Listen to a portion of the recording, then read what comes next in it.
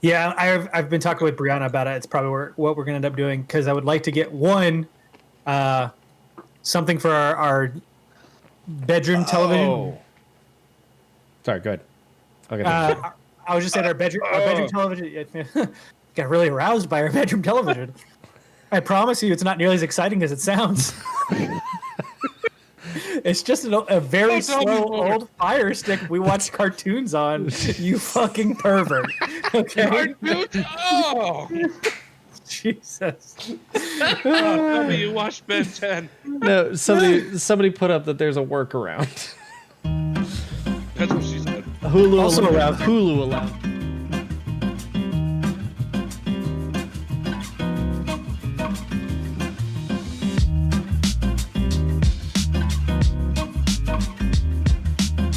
All right, boys. Clink, clank. Clink, clink. Clink, clank. Clink. We're clinking, clanking. Double fisting. We clanking and clanking and clanking. Look at my froky. Hello and welcome to Strange Happy Hour. I am one of your hosts, Brent, the Jesterhead Metcalf, along to my right. Handsome John. And on the left. The dispatcher, Mark Plover. We're not playing around today because, of course, we are coming to you, as we do each and every week, to discuss with you the nerdy video game news and the really cool tech news, or lack thereof, every week. We, of course, can't talk about every single thing that happens because there's too much going on, especially during this summer where plenty of announcements are happening, such as the announcement of a brand new Pokemon MOBA-style game. We don't want to talk about that anyways. We can't, of course, talk about Chicken Run 2 coming to Netflix 20 years after the release of the original. And we also don't have time to talk about PSVR support coming to Dreams in July. But we do have time to discuss what we like to call on this very show each and every week as we come together as one from our quarantine bunkers. What we like to call The important. the important. Look at it. He just rushed it. You just ruined the momentum when you rush it. But since you ruined it, why don't you talk to us about other things that are ruined in the world there, Dispatcher? Oh, of course. You know, we talked, I don't know how many weeks ago now about, Amazon's newest game. Two or three. Something like that. I don't know. Crucible. Crucible is supposed to be their new MOBA, I guess. Yeah, MOBA. Yeah, it's a MOBA. It's a MOBA. Well, it works. MOBA shooter. Hero shooter. Hero shooter. It's kind of like you crossed Smite and Overwatch together, pretty Correct. much. So it's a neat concept. The art style is very, very unique, very, very good looking. I personally have played it. I've played the beta. And the game released, when was it? It was about a week ago now, or earlier this week, I think, as of the time anyway, you guys are watching. And then it promptly unreleased. That is correct, yes. Promptly unreleased. I've never heard of a game going to version 1.0 and then scaling back to a version 0 point something beta. Never seen that before. That's something that's kind of unprecedented so far in the world of game development. Most of the time when a game releases, you just say, deal with it as it is, wait for the updates to come out, and that's the best you get. But Amazon said, from scratch. nah, not quite. So they had kind of a rocky start. I'll be honest, like having played the game, it was very well done. It looked very good. There's very good ideas behind it. There's very good intent too, as far as what kind of effect they want with the gaming community. But oh boy, they still got some work to do with balancing and with some fluidity and some polish. There's definitely some work that needs to be done there. There are a few characters where as soon as you see them walk out in the field, you're like, that's it, I'm dead. That's kind of how it goes, and it's just, you deal with it. But That's what you want in your competitive shooter where you're playing online, right? 110%. Yeah. But the problem is that like there's just too much backlash that came back. So as a result of this, anyway, like I said, they unreleased the game, brought it back to a beta state, and one of the things that they're talking about doing, anyways, having a developer time frame basically for the developers to get in and themselves and actually play with the community, get direct feedback feel it themselves and understand the kind of issues that the community are having themselves. Now, granted, there's been tons of feedback from Twitter that I've seen anyway from people who've played the beta.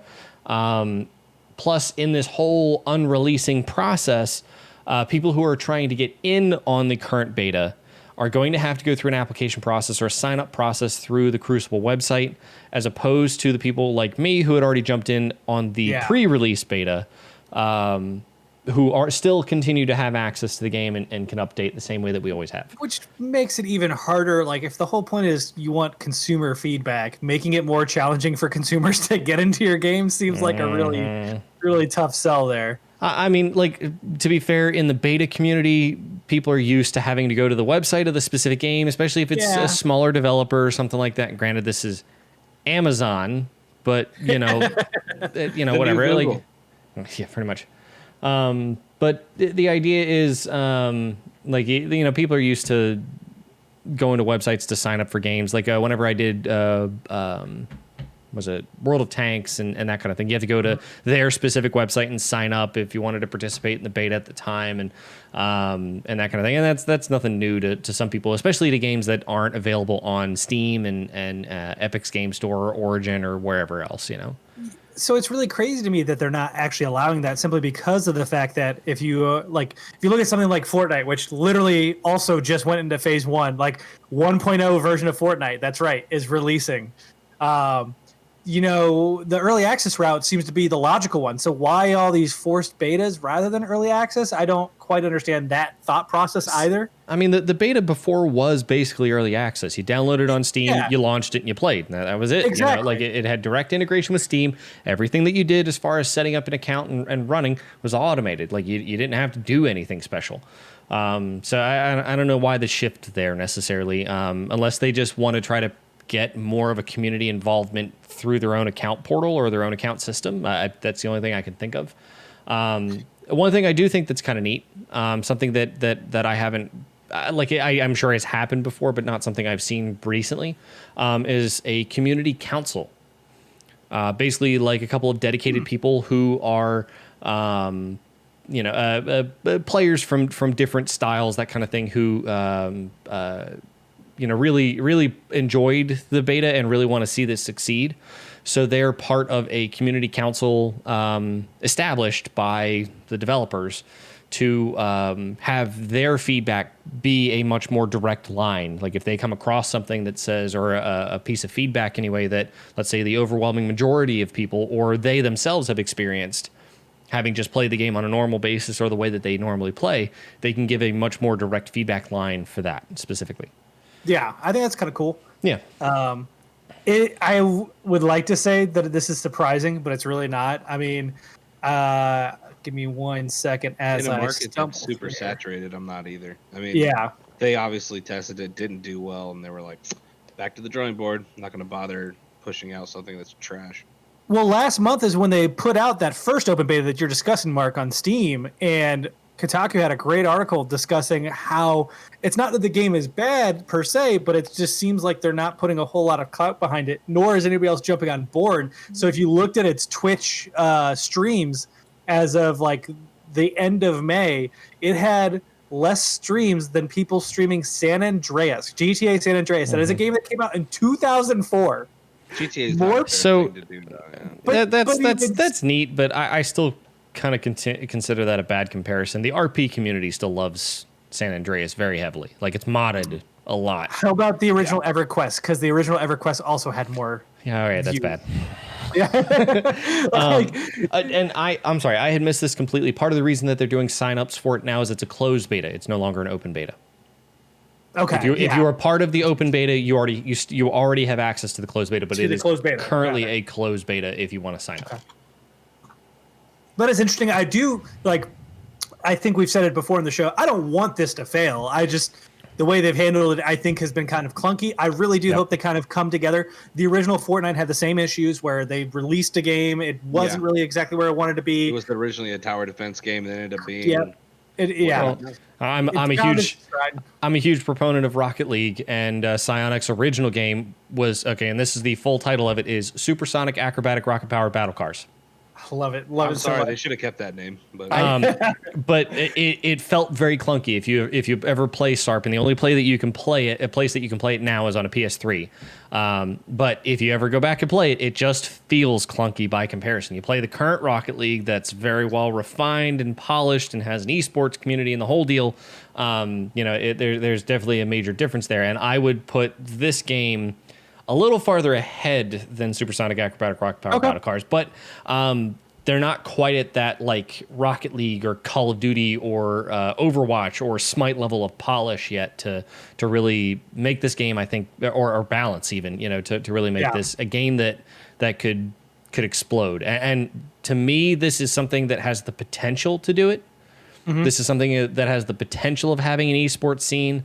But you don't see too many games just sort of erupt onto the scene and then make themselves, well established. Valorant is the first game I've seen do that off the rip anyway, that fast, it took Rocket League 3 years of existence before it actually became a professional scene in tweaking and tuning. It took Fortnite a year or two before they ever had a professional scene. Valorant just came out of beta like a month and a half ago. Yeah, it's not a fair comparison though because of the studio behind it, but they have so many people to learn mistakes from. Like you could tell what they took the best of, and then threw it into one game, and that's why it's so much fun to watch. It's so much fun to watch. It's like it's got a lot of CS:GO attributes. It's still got a lot of Overwatch attributes. Like it's got a little bit of everything for everyone. And Valorant to me, like the only reason I even make that comparison is because it comes from Riot, a studio that's literally only ever majorly built anyway, League of Legends. And you're saying that team fight pet battlers not on par with these large. I'm kidding. Well, they also have their fault too. They had Hero of the Storms that failed, right? Was that? No, that's Blizzard. That's Blizzard. Yeah, which is still getting content, by the way. Even though they stopped development for it, but whatever. But Maze from Overwatch is coming. Whatever. Yeah. But I guess my point is, from a development team anyway who didn't or hasn't ever built an FPS like that, suddenly built an FPS that has a professional scene before it even gets to a 1.0 release. Crucible's got a long way to go if they're ever going to get themselves there. And the problem is that if they're at the release and to the point that they've done something unprecedented in the gaming industry of unreleasing a game, it doesn't look good going forward. They're going to have one hell of a fight to make. Like I said, I think the game has potential, but the problem is now they're going to have public backlash to fight too. Oh, I agree. And they're going to have a hell of a time. And we've talked about this before too, where Amazon's another company much like Google, which is trying to do everything. And when you try to do everything and you don't apply your focus in various directions, you do come across these kinds of problems. I mean, even the most promising game from Amazon Studios, New World, is still in beta. Like you have to sign up for it, you have to have access to it. I do think it's interesting that they try to jump so quickly with Crucible, when in reality, taking it the slow approach again has benefited other titans of the industry. Why not? I mean, like Valorant came out with a beta anyway and continued to run with the beta until they really felt like the game was ready. I don't understand the idea of just not giving it a release date. Like Star Citizen, even Star Citizen's technically still in beta, and they don't have a projected release date. They have a roadmap, like a general idea of when they're going to have things ready and when they're going to feel like the game's going to be ready, but they don't have an official release date that says this is when we're going to drop 1.0 because you don't know. Yeah, but like I think especially for a newly budding game studio that's trying to come out on the scene like this, I think that's a better play. Agreed, 100%. Sit on your game. Good. Oh, I was gonna say sit. we both sit on your game, let it run in beta, pay attention to your community, do this community council. That's a great idea, and continue to tweak and modify and revamp and redo over and over and over again, and go the Realm Royale approach even. Yep. Of release. Give an order 66, and that might be bad. That would be bad. Better than an Order 69. what's interesting to me too is like you're not unprecedented in that approach. Every major game that we've talked about here has literally done the same thing. Like aside from Rocket League, which did release with a 1.0, it just happened to take a while to get up to Steam. But like you have the capability here. People are understanding now, especially when you're talking about the PC landscape or the mobile landscape. Either one of those, they're used to this kind of thing. You just sign up, you figure out whatever platform you can purchase it on, and you purchase it, which is just a beta or an early access, whatever you want to call it. It doesn't matter the moniker. Just let your consumers know this is not the final product. You are helping us build this product with your feedback. It's that simple. I mean, I'll put your name in the credits. That's a lot. That's a lot of credits. I'll put it this way too. Google Maps, just as a completely unrelated thing. Google or related but unrelated. Google Maps, specifically the navigation feature, sat in beta for 8 years. Jeez. Well, I mean, that's a pretty big project. I mean, but that was the point. You know, like the idea was that they kept the title, they kept going with it, they kept. Actually, let me read. I mean, Google's a bad example. They drop everything. Mm-hmm. But I think come on, thankfully, Stadia's coming to Android for wireless. Yay. Yeah, with wireless controls. That was something advertised on Yep. release or anything. Anyway, There's nothing that makes me laugh more than when I'm on a YouTube binge and it's just Stadia commercial after Stadia commercial. I'm like, I know what you want. I won't give it to you because the product sucks. Nope. You know But what I I have to digress. say, Brent? End of digression. I just had a lot of wine, but as a palate cleanser, to Jameson is absolutely amazing. You taste everything. I was tasting things I've never tasted before in Black Barrel. I just want you to Try know it. that you're like, I've had a lot of wine, but let me explain to you how drinking a lot of whiskey after a lot of wine is a good thing to do. what? I couldn't be on this podcast if I wasn't like tipsy to begin with because I'm pouring in real world. You know, I just gotta give myself some. That's not true, John. You're entertaining, just usually in a not safe for work scenario. Oh man. Oh, I am very gosh. controlled on this podcast. I just want to point this out there. I have less curses than everyone else normally. Okay. Fuck you. That's what I gotta Because say. in real life, it is not the case. Real life John's around children. He's like, That is not intentional. Just want to point that out. He's not saying it doesn't happen. He's saying it's not intentional. Exactly. I'll learn say about the something real and Brett world, looks at boy. me and gives me this look like, why? And I'm Welcome like, to the real world, jackass. ah, man, there's a kid right behind me. I wish they had like radar. They beeped when they got near you. some people may find that a little disturbing if you had child radar. I mean, yeah. I mean, don't get me wrong. I wouldn't be a fan of it myself. Oh no! What was But at what the was same the app from Silicon Valley? Oh yeah. Pied Piper. No. different one. The also relevant Jin to Yang's the show. app. It was like Boob Radar or something like that. Yeah. Something dumb. Did you find what you were looking for, Mark? That's the whole reason why we derailed this fucking podcast. No, I was trying to double check the It'll time only be frame 5 on. minutes. I was trying to double check the time frame on it. No, I was about right. 2015 is when the Google Maps navigation feature came out of beta. Google Okay. Maps as a whole launched in 2007 with the beta version of My Location, Yeah. quote unquote. So, Yeah. Okay. like they like I said, the whole point of beta is basically was, you know, keep rolling with it and keep developing it and keep improving it. And obviously Maps was something that needed to be improved, but your game can still be improved upon the entire time. You know? Isn't Fortnite still a beta? I was Guys. just saying, Fortnite's coming out of beta this year. Like Is this it really? summer, And it's already it will on release. chapter 2. It will release 1.0. So that I think is a great example of like just roll with whatever you have. Let the public play with it. I know. Chapter 2, 1.0. Okay. But like roll with it because you don't need the 1.0 moniker to make your game meaningful. Like just allow your players to play, No. enjoy, work on it, iterate. video Then game what's the development point is of the that. beta moniker? It's Yeah. just a giant. It's a safety blanket to say, "Hey, don't get mad. It's still a piece of shit. What are you mad about?" Well, I mean, like Cliff Blazinski talked Now about this a I'm the lot. lowest the in guy curses. Now you are. did- Yeah. We'll find out by the end of this worked show. Come on. on Gears of War, and also worked on that small hero shooter. I can't remember what the name of it is anymore. But I mean, he talked about it before. Like the whole point of early access is for developers to get a product out as fast as possible. Yep. So they want to get a product into players' hands and then let the players help shape it, even if they're not having direct feedback, like what we're talking about with this council of players. That Like would have worked just- really well for Anthem.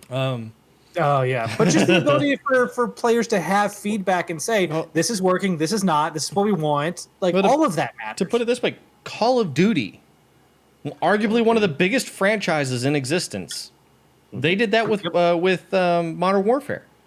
Yeah. There was a beta that came out, the piece of and shit they you had buy. they had almost weekly releases, if not nightly releases, of updates and things like that because they were involved with the community. They were constantly, like the developers themselves, were constantly playing if they weren't working on a bug. And it's just a whole other level of passion anyway, and changes that they want to release a good product. And Call of Duty Modern Warfare is hailed as one of the best Call of Duties that's been released so far. It's a fun game. I'm not gonna down Modern Warfare, Especially But, I mean, with they put out a Warzone, lot like of crap too. I mean, Infinite Warfare was trash. People gave Advanced Warfare a lot of trash just because they couldn't handle the vertical aspect of the game, which I could, and which is why I they like cried every time once- I played them because I mean, I annihilated them. I that's like the difference. I like to see the split issue of jetpacks. It's a weird thing, but It really they just can't handle the verticality of the game. I'm like, you guys need to go into the Z part of the graph, okay? We're about to freaking no. go AWOL on the shit. Time to dial it back. So it sounds to me like this is, while unprecedented, probably a smart move for Crucible. I really do 100%. hope they find success in this. I also want to know how this user council comes together. But you guys have any final thoughts before we wrap up? I'm interested to see where the council comes from too, and see how beneficial that this can be, especially towards future betas and getting them to be a better product. Because I feel like they kind of already have that, where they have people.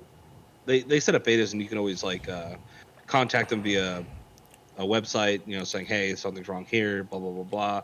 But having a direct line to them that's a little bit more personal seems a lot more like people care enough to give you all the deets and give you as much info as possible to make it that much better. Oh yeah. Agreed. Very cool. But please let us know what you think about Crucible going from released to unreleased in the comment section, floating above Mark, because he's trying to fix his drink. He's a little low. He's got to fill it back up. I mean, have you He's ever seen a bottle of Basil Hayden this big? So she Yes, said. it's delicious. God, I need to get some Basil Hayden. It's been a minute. Moving on Brent would be like, ooh. to the next topic of the show, which is from Handsome John himself. I believe you have a couple of small tidbits just to Yeah. kind of touch base on. Like, there's just a couple of things that really interested me, and something that was huge to me because I'm playing the game now and I absolutely freaking love it. And if you haven't played Last of Us, you should.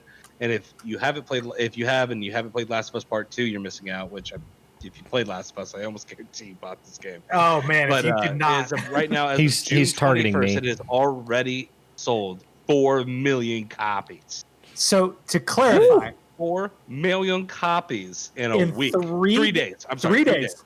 In 3 days, and it's not just sold; it's sold through to consumers. Yes. Woo. Yeah. Well, just to give a quick quote, we're delighted to report that The Last of Us is now the fastest selling first party PS4 exclusive ever, with more than 4 million copies sold through as of June 21st. This milestone will not have been reached without the support of our amazing fans, and on behalf of everyone at SIE, thank you. And I bet they are super happy with that. A lot of people are projecting sales to be anywhere between 15 to 20 million sold, which is going to be pretty impressive, especially as the top-selling game, best-selling game of PS4 right now is Grand Theft Auto at 20 million, which is that's a pretty high bar. I mean, GTA 5 is a totally different animal 100%. when it comes to the gaming industry. It is something that's been released on multiple different platforms, gens, the whole gamut. I mean, in totality, as of it doesn't give me a date. as of right now, the number on Wikipedia is showing 115 million copies sold across all platforms, which I know that number is probably low. I would say I'm pretty sure it's actually inaccurate. Probably. I like I said, it's on the last date. There is a thing on there. I just didn't want to derail us. And it just goes to show you, and the reason I really wanted to talk about this was talking about the first party games in these systems and what it means. Because we're looking at Xbox and they have always been struggling. I mean, right now they're out of their top 10, I think they only have about 2 of them that are Microsoft Studios, one of them being Minecraft and the other one being Halo 5 Guardians. In their top 20, right? No, that was their top 10. Their top 20, they have probably about 4 more. I think it was about 9 total. Okay. Or 8 total in their top 20. But if you look at the numbers, that 2 and 4 makes 6, not 8. Just put that out there. Sorry. I have so many numbers running through my head right now. It's not even funny. But all of these sources will be available to you on Wikipedia. Just look it up. Best-selling Xbox One video game of all time and PS4 video game of all time. But Grand Theft Auto's leading the charts on both PS4 and Xbox One. You got 20 million on PS4, 8.7 million on Xbox. Like latest that number barely touches anything when it comes to the PC realm. So latest number I see for GTA 5 comes from Metro, posted May 21st, 2020 at 130 million copies. There you go. That makes sense. I mean, it's a monster amongst all video games. It doesn't 100%. Matter where you're getting it. Like it's an extreme in a list of numbers that you almost have to just get rid of as well as the lower end. Oh yeah. It skews everything. I love The Last of Us Part 2. I beat it over the weekend. It is in my mind the single best piece of media I think I've ever consumed on this planet. Wow. It is it's not going to make 20 million on PS4. I'm sorry, it won't. I wouldn't doubt it would make at least 10, possibly 15. 10 to 12 is what I'll put it at. And I agree with that because, again, getting to the list, we're looking at Uncharted 4 sold 16 million, right? And that had a pretty good pedigree when it came to PlayStation and other players who wanted to play the game. But here comes like the reality check. The top 20 of PS4 games, we're talking, I think it was 16 out of the top 20 were from Sony Interactive Entertainment or a first-party studio. And the numbers range from 16 million to the lowest in the top 20 being 2 million. But most of them are in the 3 to 20 range. And it just goes to show you that the first-party games really make a difference when it comes to sales and to why you have the strength of the PS fanboys like me and Brent tend to be. And then I look over at Xbox and they've got like a handful, and they're not even good selling. I mean, Halo 5 Guardians sold $5 million, and that's like number 9 on the entire list of best-selling games on Xbox. Well, I mean, that's just the second game in the top 10, by the way. Just looking at the numbers you're talking about here, right, where you have 8 million compared to 20 million for Grand Theft Auto 5. Like, it's very obvious that players want something from PlayStation, and if you look down the list, it's exclusives. That's where their sales are coming from. I mean, before Last of Us, which sold 4 million, we had Spider-Man with 3.3, we had God of War with 3.1. Like, they're consistently topping themselves and making it the best opening weekends that they have, hands down. I mean, God of War sold 10, Horizon Zero Dawn sold 10, Last of Us Remastered sold 10, Marvel's Spider-Man sold 13 million. I mean, these are insane numbers. Absolutely. When it comes to success titles. And these are IPs that they own. Like, it is just amazing. But they're just such a good job. To attribute it properly, though, Sony does a really good job of making sure that the content and the first-party content that they're producing and the developers that they're working with or publishing for are on their best as far as the content that they're releasing. I mean, like any SIE product that's basically come out, and they're setting a good pedigree for themselves, which is also why the PlayStation's doing so well, is this first party content's just awesome. Like you can't argue that most of the content that SIE's released anyway or published is or released at least as an exclusive hasn't been one of the best games that you could possibly find in a particular genre or category. I mean, they're so confident they don't mind, putting out Horizon Zero Dawn on PC, saying we made enough money, we're okay with letting this go out. We're not even worried about it, because as we know, Horizon Zero Dawn 2 is coming out, baby. When you put it in the teaser for Horizon Zero Dawn 2 at the end of your PS5 conference, of course they're not worried. Nope, like, cool. There's just extra cash coming into the bank. Yeah, absolutely. So, and that's why we saw Xbox buying up a few years back at the E3, where they were buying up a bunch of really good studios, including Ninja Theory, which I am still mad about. I love that developer; they are so good. And they realize that how important that is to their ecosystem and their environment. And, PlayStation's been doing a really good job advertising the PS5, making everybody really want it. And I think that's where we're going to see the same success that we did with last generation in this upcoming generation. But it is, bar none, Xbox needs to get their shit together, or they're going to become extinct. And this just shows, these numbers show that more than anything. Though PS4 sold 2-1 at Xbox, easy. So when you look at these numbers, you have twice as many people possibly buying even these same games. And it's very prevalent that we're also not seeing the digital sales for most of these anyway. But it is still super important to see, like, this is what's coming down the pipeline. So, I mean, when you're choosing your Xbox Series X or your PS5, this makes a difference. And this is why I'm a Sony fanboy now, when I was originally an Xbox 360 fan back in the day. Absolutely. So, like, I mean, there is a orbit that just sucks you in, and these games are it, man. And they are so good at creating them. And I really can't wait to see what those final sales numbers are for Last of Us Part 2, because I do believe they're going to grow, especially since it will be backwards compatible for PS5. That's already been announced. So. Oh, God. I can't wait to do a comparison on that. Absolutely. That's not the only thing coming down the pipeline. We got Cyberpunk 2077. Oh, I am super excited. I was watching, which will also be in our Google Doc that you'll have access to, watching gameplay, watching the developers talk about gameplay and what to expect.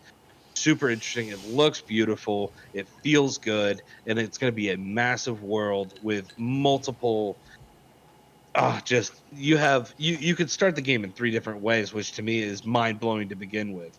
I don't know if that's going to be kind of like shared amongst like the difficulty, like if you want to start in the Outlands, or if you want to be a corporate guy, or if you want to be a thug guy in the City Deep. But something to look forward to. I just wanted to mention that because I highly recommend you check out this trailer, because it's worth watching. Not even trailer, this video.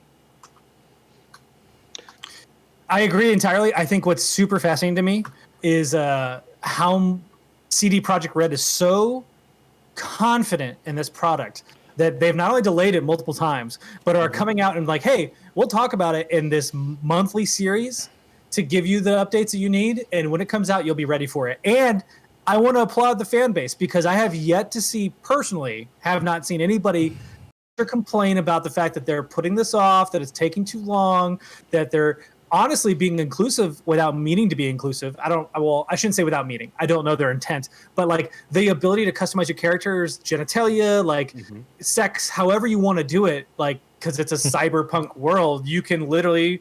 This looks like a better version of GTA to me. Yeah, I agree. And it's going to be a really cool world. It's still going to have like your missions. It's still going to have, but it's got a lot of really cool features, like just the little things. Like it almost reminds me of like a Watch Dogs mashup of GTA in the cyberpunk world. Like it looks like it's going to be really cool. John, you're bearing the lead here. A Netflix anime coming from Studio Trigger. I don't really care about that right now. Oh my God, are you kidding me? Studio Trigger is incredible. It's the people who made freaking Kill la Kill. I know. I'm so into this. I'm so into this. I'm just not giving my hopes up because I don't trust so much of what Netflix puts out. I'd say they're about it's one of fair. those things 70-30. that just scares me. I know that 65, company. 35. Yeah, it's just one of those things where you're just like, I'm not getting my hopes up. We'll find out. If it surprises me good, I'm so happy. But I'm not going to be like, I'm so ready for this, and then get a and then get with Death Note. I'm going to freaking die. Oh my god. But please let us know what you think about the first episode of the Cyberpunk 2077 announcements, their gameplay, everything else involved, and the Last of Us sales numbers floating in the comments directly above me with my evil crown of thorns. How much do you think they're going to sell? It'll be big. I mean, The Witcher 3 was big, but they also support I was their asking games them, fairly not you. well. Shut up. Move on. You can also tell John in the comments floating right below his mustache in his asshole. Moving on to the final topic of the show. Long range. I mean, I'm not wrong. It still is technically below your mustache. r/technically the truth. So, the final topic of the show is a fairly heavy one with tons of sources. Hashtag. So, you will see that we have changed up our descriptions. They're no longer going to include the entirety of everything. We're going to have a link to a Google Doc because, one, they're getting really long, and two, it allows us to share more sources with you without over inundating the actual description. And you poor people watching on Spotify or listening on Spotify. Oh, Yeah, gosh, when you go to the description, it's awful. So we're trying to fix a couple of those things. Also, with the new chapters, you'll be able to see some of this stuff timestamped to make it a little bit easier to find the topics that you are looking for. All this stuff is pertinent to the beginning of the show, but here we are on the final topic of the show, talking about the sexual assault and abuse allegations that have proliferated Nerdom the past 2 weeks. And this is one hell of a list to look at. I'm just saying. 100%. I mean, we have people from Wizards of the Coast, Cards Against Humanity, which I'm not going to lie, threw me for a whirl. Because if you've ever played that game, it's always real bad. But the fact that there are, like, bad for the employees in this regard, not great. Chris Avallone, who worked on Baldur's Gate and Dying Light 2. Warren Ellis and Charles Brownstein, both comic writers who have moved on to other things. Warren Ellis is working on the Castlevania series that John and I hold very dear to our hearts. Assassin's Creed director stepping down for a different reason. Not as pertinent here. However, still, Ubisoft has had tons of allegations coming out from various people about how their management executives being put on suspension. Correct. That they do not handle sexual misconduct whatsoever well. And then, of course, the Twitch allegations. This is a very large list. We definitely don't have time to talk about every single one here. So rather than focusing in on one specific topic, what I would like to talk more about is how do we as a community handle these situations, and what can we do to communicate with these companies about, what it is we're looking for, as well as employees? Because I think it really starts at the government level. Once you're found to be a, serial harasser or anything to the extent of you just automatically get castrated. That'll stop this entirely. Are we talking chemical or physical? I'll give you the choice. I promise chemical is not that great. That's very kind of you. I feel like the physical is at least a little bit more emblematic of the case. At least you probably get put under or something like that for the chemical or for the physical one. So, yeah. So, and done by the victim. Jeez. Do it. Oh no, it's going to be some law-abiding citizen up in this. Just there you go. So, I mean, it's very obvious that this is not in one location, right? I think that's the first response is always, well, it's one person. It's one bad apple as the excuse that keeps going around for every situation. Hearing that. Which it's evident that's not the case. No, it's culture. It's what they feel like they can get away with. And it's not just sexual harassment. It's abuse of all kinds. It's a power that they derive from being over you, knowing that you're not going to say anything, knowing you're not going to do anything about it, because they enjoy feeling that power. And that is, honestly, it's the worst part of it, but it's the truth. And it's something that won't change. And like this, where you just have a shotgun blast of everybody like, you know what? Yeah, we're all in a really good mood of just pointing out everybody's bullshit. So let's just go ahead and get it out. Harvey Weinstein. Harvey Weinstein truly was the tipping point. Yeah. If you watch how everything is going, especially with the Me Too movement and everything else, it really peaked with him, and it has just took off, and it just it has been everywhere and anywhere. It's not just the gaming industry; it's everywhere. Absolutely. And that's something that people, they look at it like, oh my god, I can't believe it's that bad over there at Insomniac, or not Insomniac, but over at Ubisoft. Ubisoft, yeah. And it's like, and it's not just there though. Those are the ones that were just talked about. You have multiple people coming out on Twitter saying, I'm not going to name names or companies because I'm not comfortable with that. But there was this and this happened. I'm like, all those people didn't work at Ubisoft. Mm-hmm. Yeah. So 100%. obviously there is a bigger issue and a systemic issue within that we need to address. But it's something that people need to understand. Like, HR is there to kind of guard the company, and we all know it. And that's why that needs to change. There needs to be a third-party aggregate that goes in and says, we're going to protect this person while also investigating this, so this person can't be retaliated against under any circumstance. That needs to be available and ready and secure. It needs to almost be on the level of witness protection at that point. Yeah, honestly, I agree with you entirely. Something that is available that an employee can turn to where they don't feel like the entirety of the system is set against them. Because you're absolutely right. Anybody who believes that HR is there to protect you is very naive. They have not worked in a large corporation. It's there to protect the company. That's it. Yeah, they're solely covering their own asses. As they should, because when you're a large corporation and you have a ton of people underneath you, you have to figure out how to manage this kind of liability handler. Yeah, but that doesn't absolve the company of any sort of right here. Like, again, Ubisoft, Yves Guillemot, the CEO has specifically spoken out, that he's working on things. He's the one who's going to look into it personally. Of leaving the executives, which I think is great. But my concern is what happened when the last thing happened. Did it not get to Yves, or did he just slide it under the rug because that was easier? And that's always the big concern with this, because if you don't have a system in place and you're relying upon an individual, you're always going to be dealt with the issues of power and control, like you're talking about, John. Well, also, it doesn't help that our court system basically says, well, here, what we'll do is we know that we're a bunch of sickos, so what we're going to do is pay you off, and then you sign a non-disclosure agreement, and we all just wash our hands of this.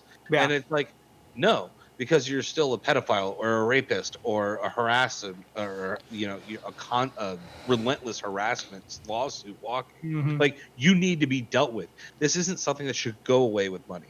And it is, when you have a court system that's built in that way, companies are going to follow suit, because that's how they follow their protocols, is based on how they're going to deal with lawsuits. What's the cost and benefit to paying the settlement or just going with it?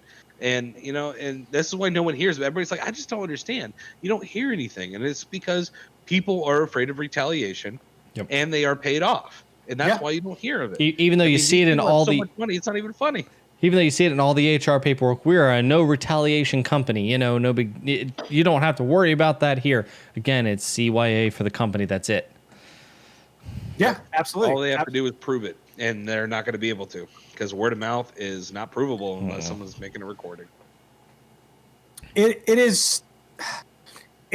I shouldn't be shocked. I really shouldn't. I don't think anybody should be shocked under these circumstances that we have seen over and over again. But it is still, especially with our president.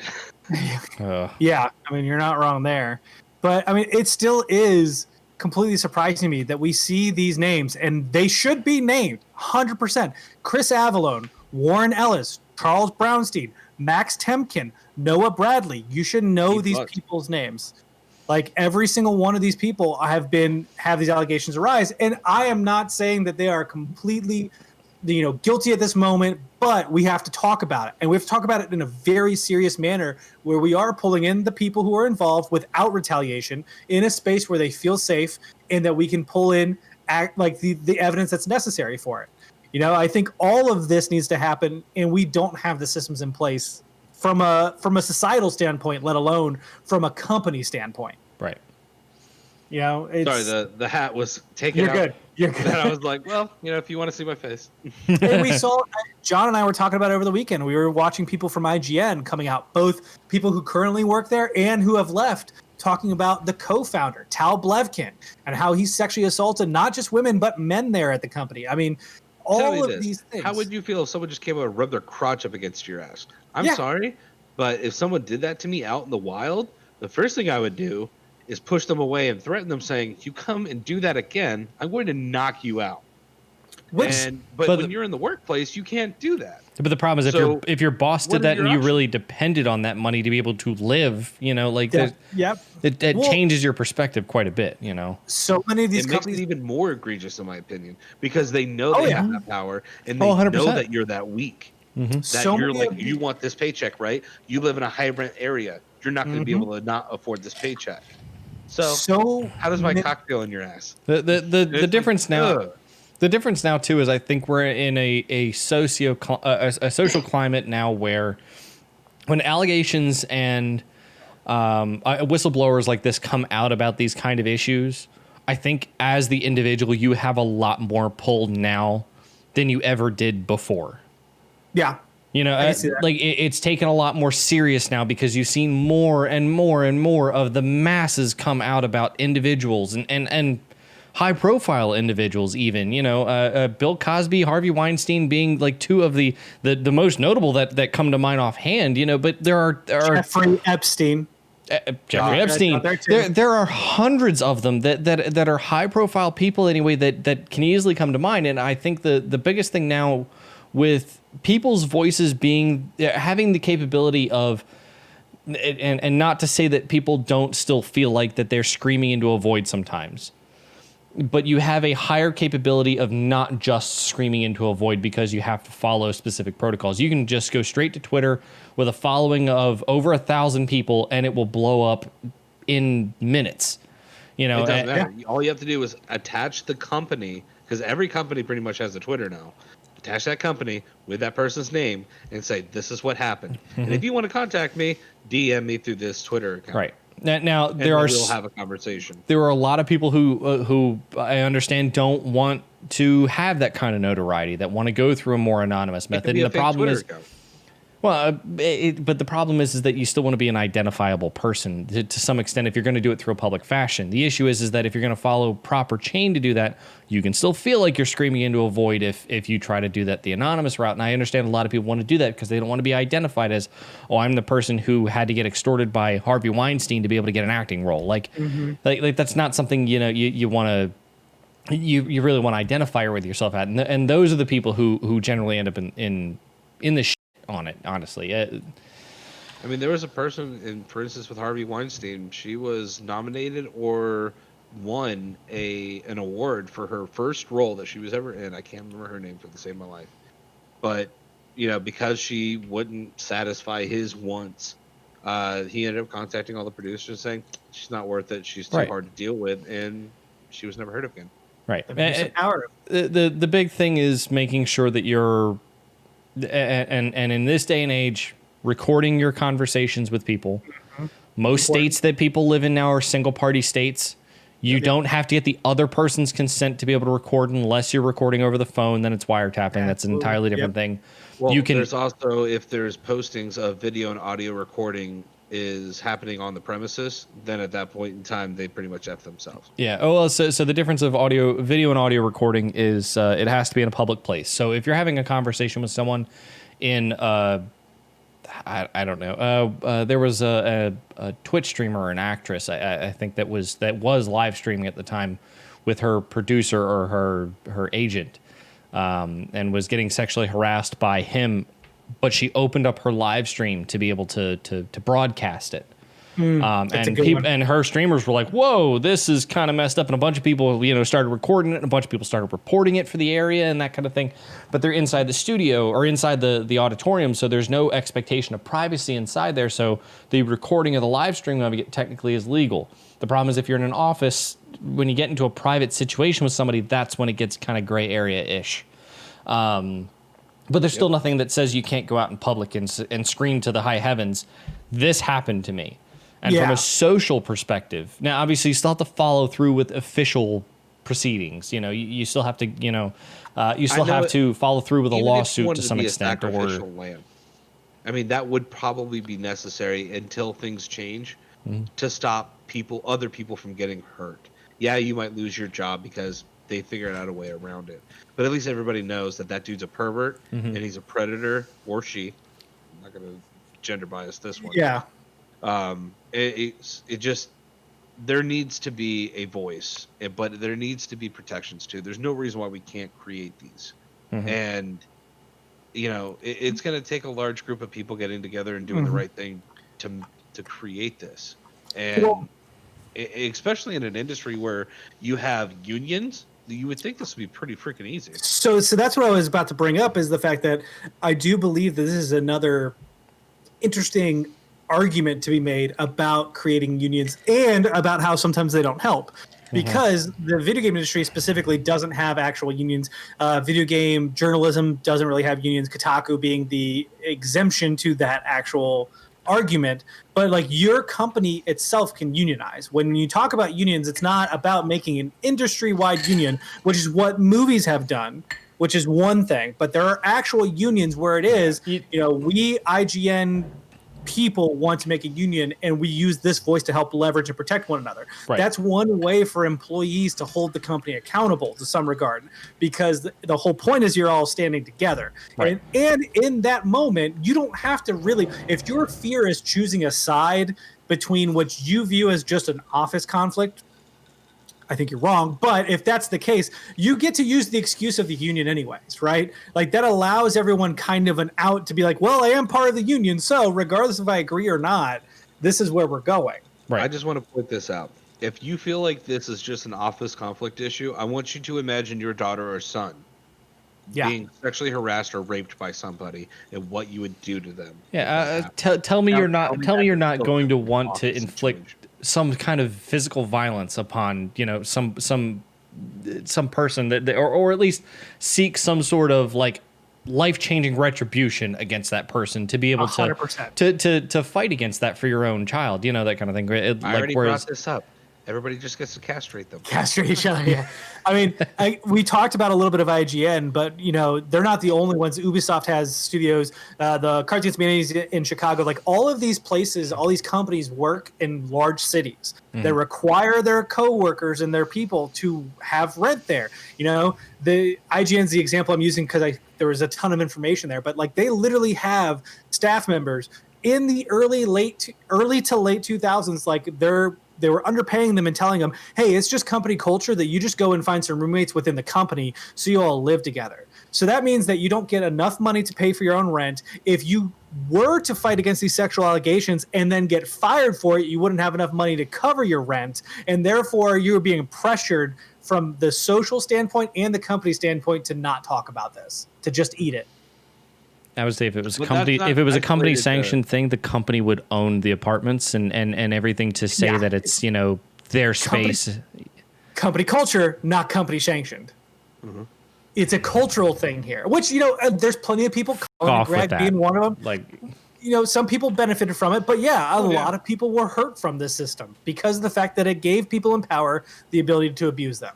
There's no reason why you can't say you guys should room together, find someone that you relate to, and see if you can cohabitate, and it will make your work life a little bit easier, because it's easier to talk to someone about work stuff. This is a totally different subject, but it's nice to have someone to be able to relate to at the house that works on the same type of schedule you do and works as hard as you do. Like, it's the college experience in the workplace.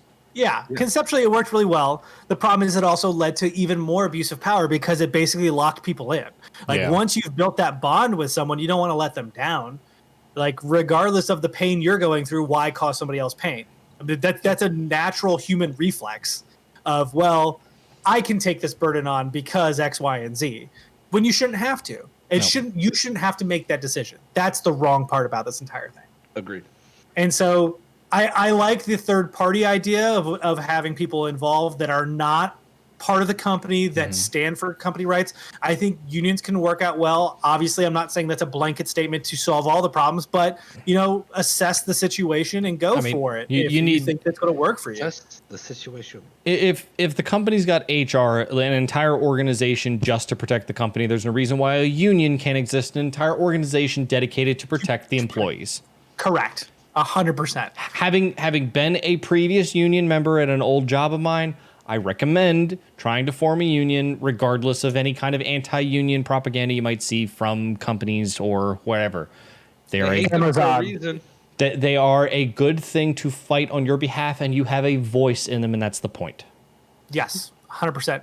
And of course, using your own voice. I mean, I think the one thing that has come out of all of this pain has been the fact that people are able to work with one another, either coping or, getting the courage to tell their own story, helping one another. Like the outpouring of support for every individual involved has been fantastic. And quite frankly, if you don't speak out, as hard as it is, I am not sitting here telling you it's going to be easy, nor am I in a place or position to say you should go do this, because I do come from a level of privilege to a degree, right? And so the only thing I'm saying is that if you come out and have the courage to do so and the strength to do so, there are people there who will support you, and you will be helping other people, because you're not the only victim. Right. Guaranteed, you are not the only victim. Yep.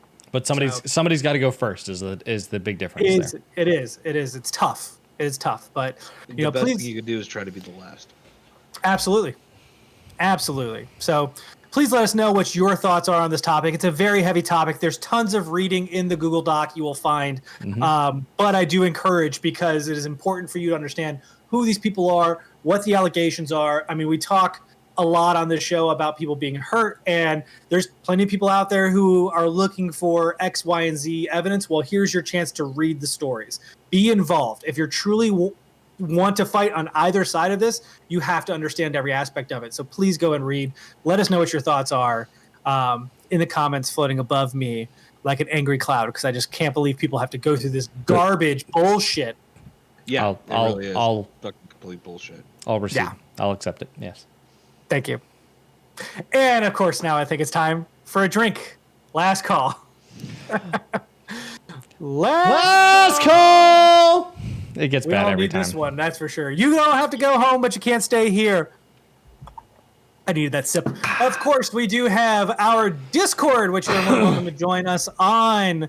Each and every week, we have plenty of discussions, and it's also a great place to see updated content. The boys and myself, the three of us here, have discussed about breaking out our larger topic, probably the one we just had on the show, into a smaller episode each and every week. So that way you have the largest story, and then at the very end, the full episode, so you can digest it however you feel. And of course, YouTube is now including chapters. We're going to include that functionality into our videos as well to make it a little bit easier if you care less about a topic, you just want to jump around, or maybe you just want to take your time.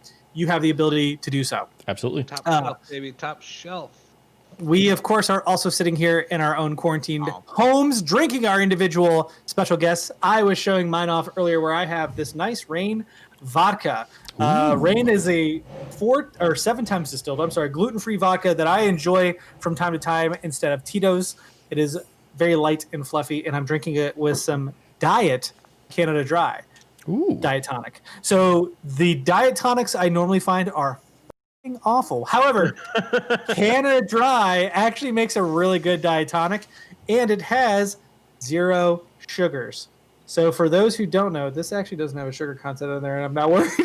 Well, that's so good. Well, the actual sugar content was the worrying part. I didn't realize there was so much sugar in regular tonic water. Yeah, tonic has like 40 grams of sugar per serving, and a serving is, I think, like 4 ounces.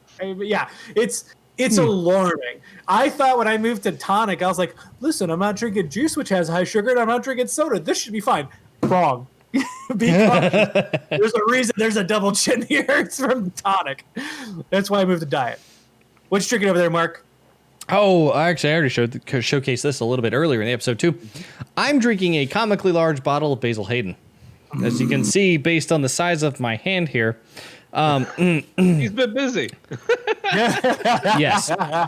This is actually I want to say this is 5 weeks now.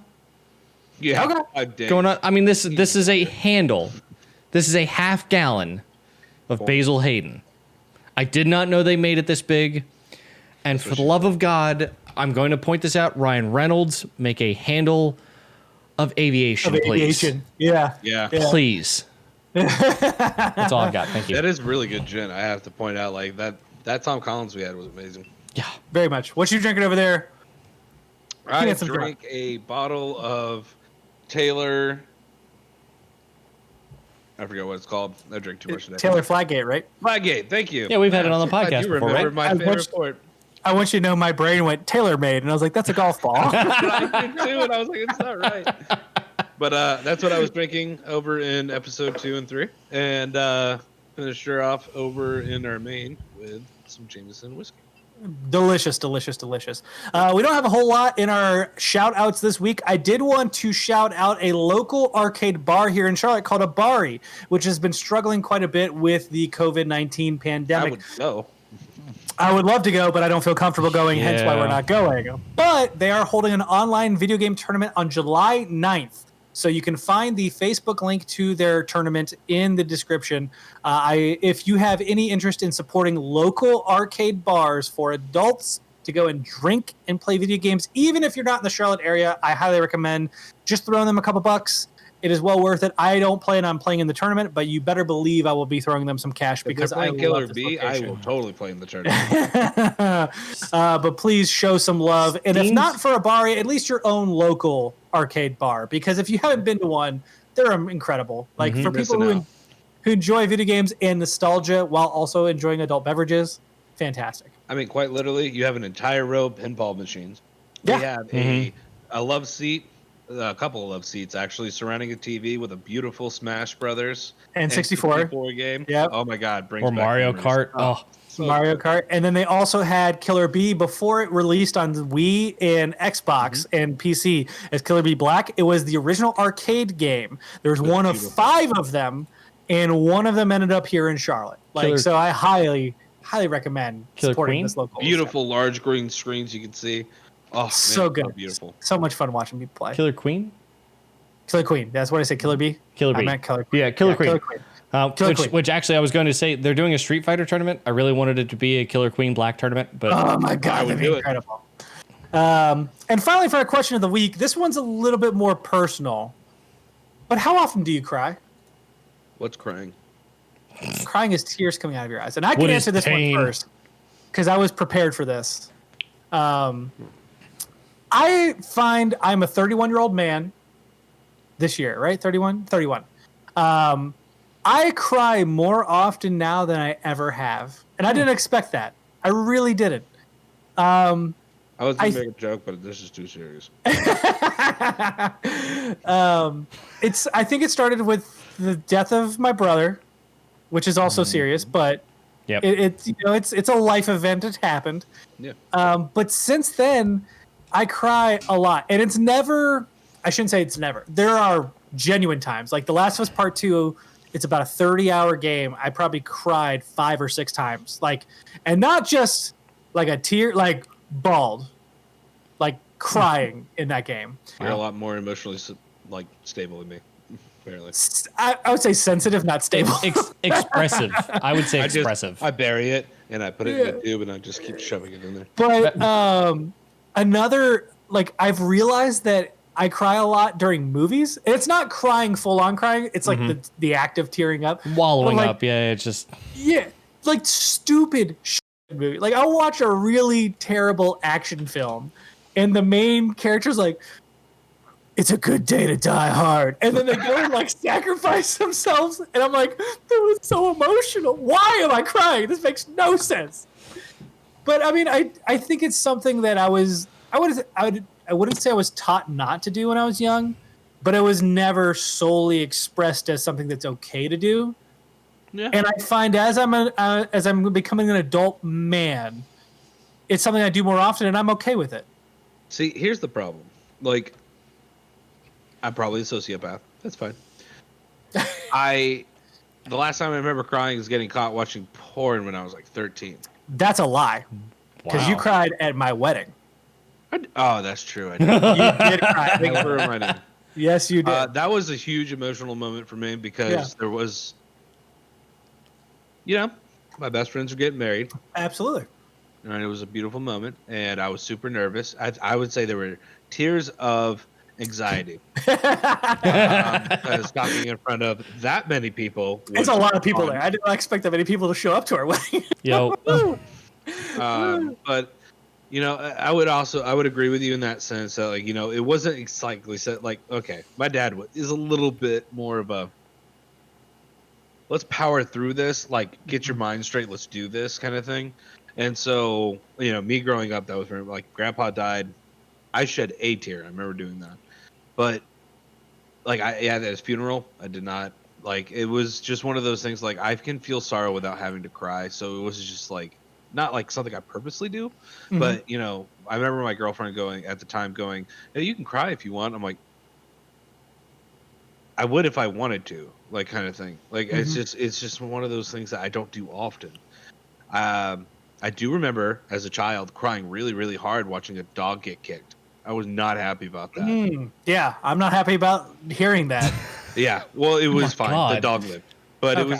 it didn't actually get kicked. Obviously, it was a movie, but it as a child it ruined me because, as you remember, we were watching Paranormal Activity 2, and I saw that dog get away. I was angry. I was like, we're about to go toe to toe. Yeah. I was like, I'm not okay with animal abuse at all. Yeah. Thanks, buddy. But the act of crying, I don't feel like is a bad thing, and I think that it is healthy, which is really Mhm. what I was getting to with you. Was like, you seem to be a lot more healthy than me, though I also don't find a reason to cry as much.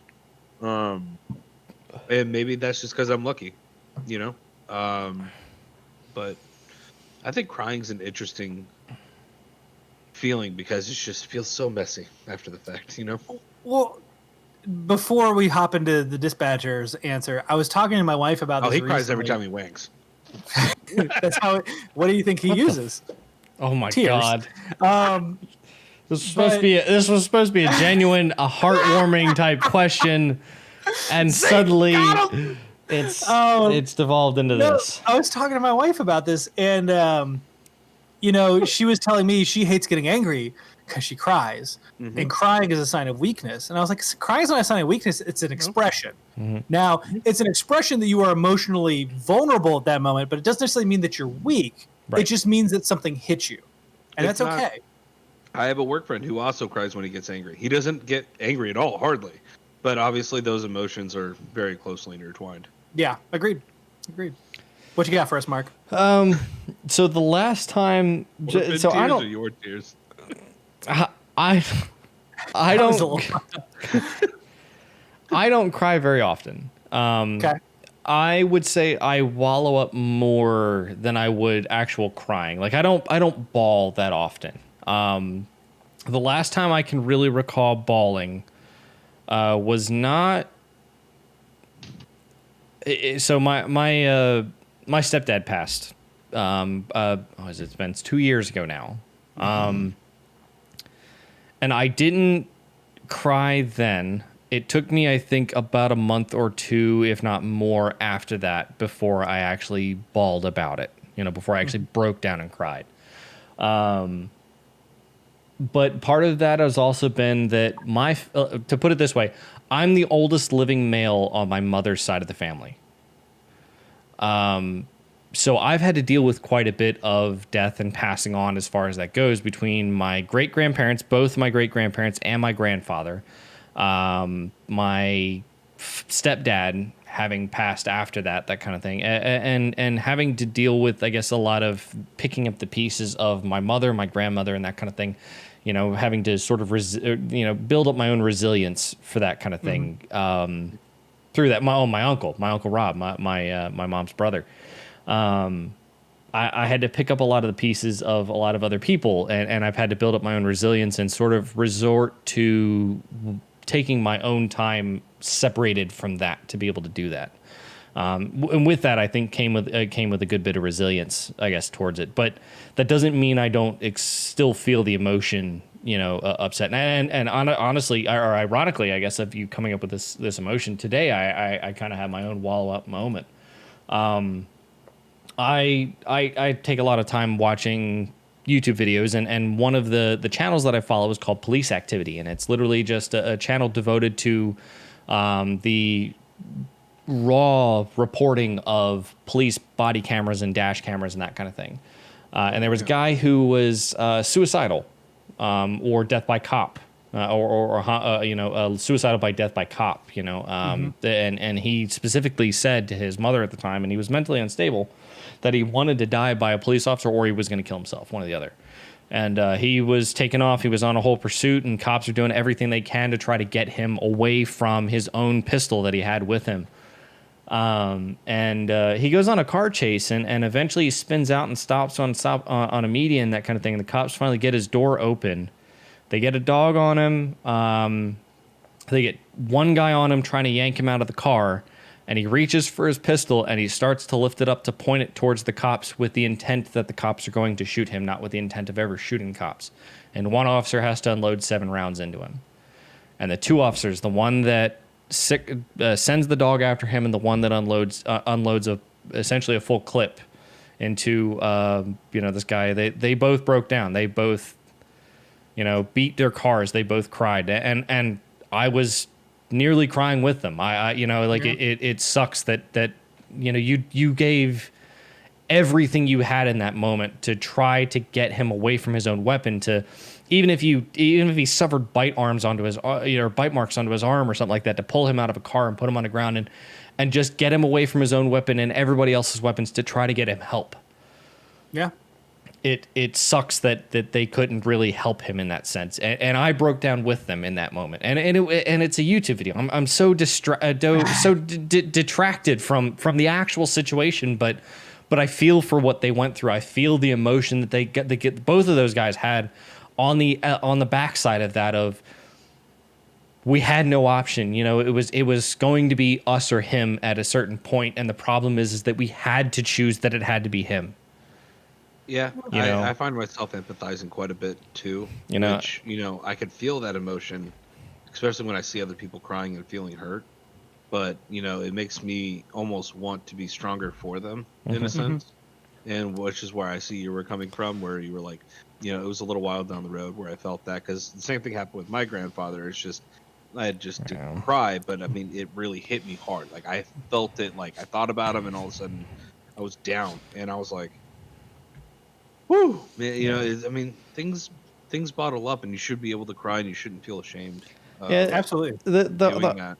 The hardest one that hit me, I think, was my stepdad, just because I had to pick up the pieces of my mother in that entire time frame, of a year, essentially following up afterwards. And we went back to visit his gravesite, with my mom and my step grandmother, my grandmother, my stepdad's mom.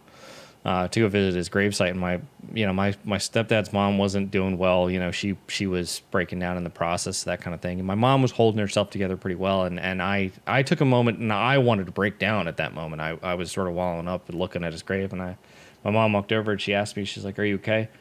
I was like, I just miss him, and I was ready to break down. And then she broke down, and I was like, all right, I can't. I have to hold it together. That kind of thing. And that's one of those moments where it was. I like I said, I think at a certain point you build up that resilience to it for other people, for the people that you care about in that moment. At that time, I think it would have been appropriate for you both to cry, even in that instance. Like, I understand where you're coming from. Like, you should always feel like you've got one leg holding up the 2 bodies, at least, Yeah. And heavy is the burden that carries, but there needs to be time to mourn, grieve, and have feelings, because nowadays everything is desensitized, both with violence and death, and even things like we were talking about today with sexual stuff. It seems like everybody is just willing to try to get over it and move on, and that's our easiest outlet, and instead of really directing our efforts towards fixing the problems and identifying our issues and empathizing with other people, that seems to be the harder route for some reason, and I don't know why. It's a really good question, Brent. I appreciate you bringing that up. Yeah. I had time to think about it on Sunday night at 11:28 when I beat The Last of Us Part 2, for sure.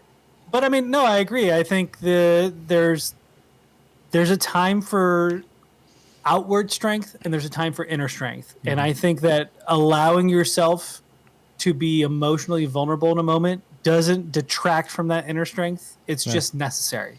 It is, we all have moments in which we just need to let go, and that's okay. That's okay. So please let us know what you think, or not what you think, but when is the last time you cried? How often you cry? I'm actually genuinely curious, because again, I'm a crier. My dad's a crier. My dad cries all the time for a lot of different things. He also cried at my wedding. So I would like to understand, and I would like you to talk with other people about how often you cry and what makes you cry in the comments below. That was for you, Mark. That was Thank you. I appreciate that. Also, before I end this podcast, I want you to know this is breaking news. The Cards Against Humanity workers are unionizing. Oh, So there you wow. go. Okay. Look at that. There you go. Like we're not As we're talking about it. But until next time, cheers. Cheers.